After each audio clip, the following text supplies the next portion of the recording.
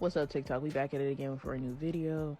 Definitely follow and like if you enjoy the content. So today I'm going to talk about what does it really look like and what are the possibilities and what does the future look like for your child when you have a child with a narcissist. A lot of people I have seen having the statement that basically that narcissists can love, that narcissists do love their kids, narcissists can change. I'm just trying to think of all the ones that y'all be saying. Yeah, so that's pretty much the main ones. That y'all think that narcs can change and that narcs can love. They're capable of loving and they love their kids. I'm just going to keep it real. Like, I'm the child of a narc, so I have a very, very good perception of like what this actually looks like. A lot of the things you see in regards to a narcissist that you will see that will make you make the conclusion that this person is potentially a good person is just like misled or has, petty tendencies. You may view it that way because you don't really know narcs like that. And a lot of times narcs are doing a lot of things to mask their behavior, but they also still end up leaving out certain things that are questionable that they do, I can't talk, y'all, that they do. So for instance, a narc will post pictures of their kids. A narc will talk about their kids on social media. A narc will want to be with their kids maybe on their birthdays or just stuff. A lot of the things narcs do are very performative, to say the least. So they'll post pictures of their kids. They'll talk to their kids. They'll, I'm gonna be honest, like when their kid really looks at the relationship they have, a lot of times narcs are triangulating them and using them for validation. So a lot of times when they are having encounters and they feel a closeness to the narc, it's really merely based off being a pick me for the narc, like wanting to be on the narc side, and the narc always telling them things not in the right way, but telling them things in a way to benefit the narc and make the narc look like they're not a bad person. But really, all in all, and I will be to their defense, I think that the way that they act once you become a narcissist, I think it's something that you just die with. So in their defense, they can't turn it off, right? But they're not good people. Okay, let's not even talk about a child. Let's put the child to the side. Narcs are not good people in romantic partnerships. Narcs do not follow loyalty. Narcs are opportunistic. They have no desire for the things we desire. When you think of a relationship, you think of wanting to be happy, spending the rest of your life with, being faithful to, and not hurting a person, genuinely giving that person love and having a loving relationship with them. That's what we think of. And I'm not big on building, because I think a lot of times when women build with men, it goes terribly wrong. But just period, building your life together, right? Regardless of even if he has money or not, you guys are building a life together. And you think of things like that. But see, this is a chronically insecure person. And so, yeah, they'll go and get married. They'll have kids. They'll have a job. Not all narcs are broke, but it's sad if they're not broke, because they still mentally are held back in a lot of aspects that other rich people are not, right? But I digress. So they're very insecure. And I think a lot of times they try to mask it if they're not malignant. Some malignants will have extreme outbursts and stuff like that. So you'll see them act a fool and they'll have to like clean it up after. But when it comes to narcs, like they just don't think how we think. They see stuff like a narc enjoys more getting married to you and cheating on you, or, sneaking around behind your back, than the actual marriage itself.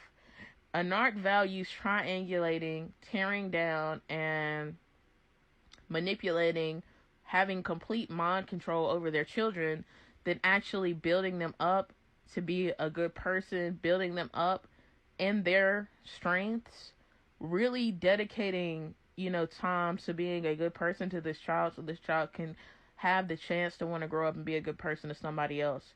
A lot of times when people go through narc abuse, children included, they become narcs. It's very easy to do that, because the narc's abuse is pretty constant.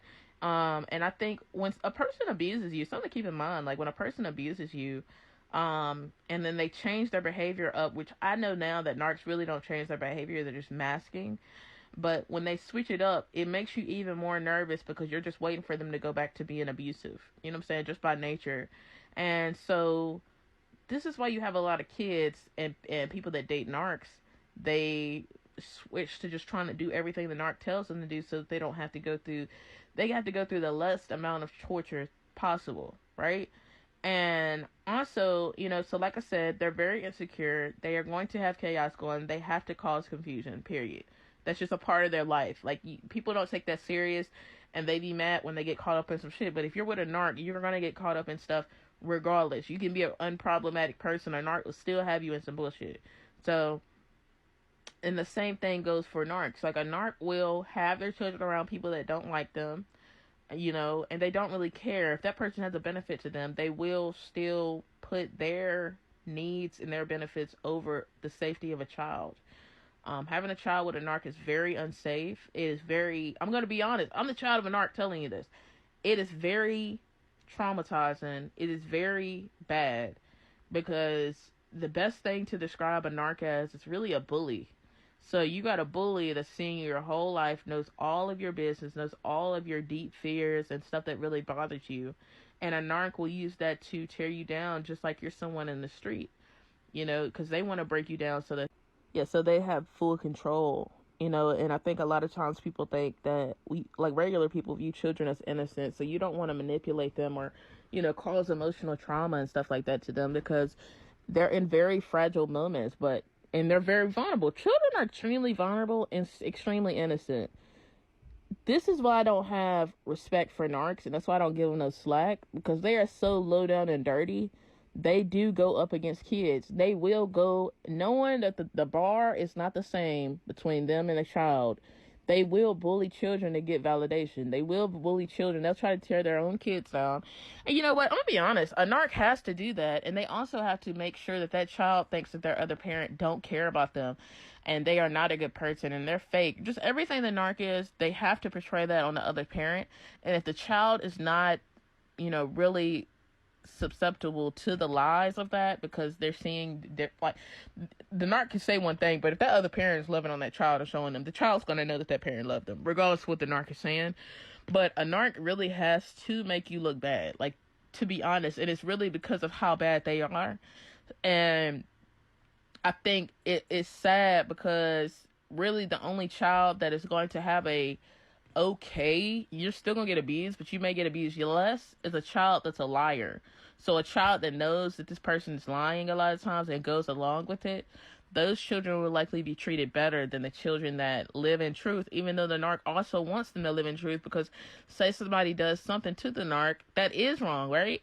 They want that child to be able to identify that that is wrong, right? And they also want the child to be well-mannered. So you're teaching them all this manipulation, you're manipulating them, and you don't see them any different than having a petty back and forth with a grown adult. And you don't really see value in them because you're really merely a toddler in a grown person's body that feels like they lack control, feels like they're very insecure, so they have to tear everybody else down, you know, because they need everybody at the lower level. They can't achieve the level of normal people and the heights of their vibration. They have to have low-hanging fruit. This is why narcs talk about everybody. This is why narcs are very petty. They're very negative people, and when they come in your life and they come to a part of your life, and this even goes for the children, they have a dark energy that comes with them. Even when they're being nice to you, they still have a dark energy that comes with them, and they don't really know because they're not experiencing themselves how we're interpreting it, being someone that's in a higher frequency. But it's a darkness with them because that's how nasty and cruddy, and in the words of Hari Over the Top, how much of a crutball they are in the spirit.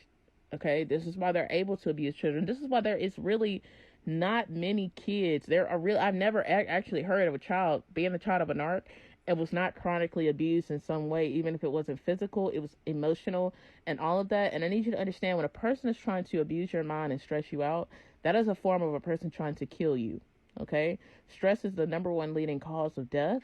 So a person constantly keeping that going, even when it comes to an innocent child, this is a demonic person. If you can avoid having a child with a narc, completely avoid it. Don't be jealous of nobody that's having a child, because that child is going to live through hell being with that narc.